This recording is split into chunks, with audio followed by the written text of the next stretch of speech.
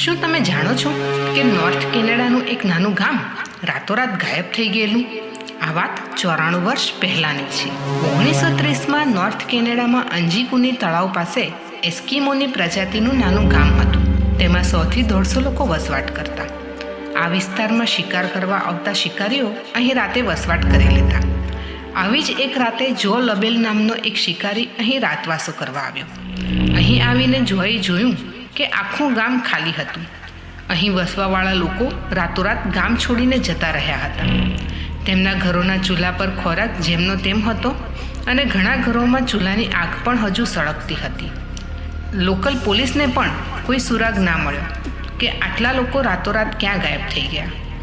1984માં આવેલી book the world greatest UFO મિસ્ટ્રીઝમાં કરવામાં આવેલા દાવા પ્રમાણે આ આખી પ્રજાતિને ગાયબ કરવા પાછળ એલિયન્સનો હાથ હતો.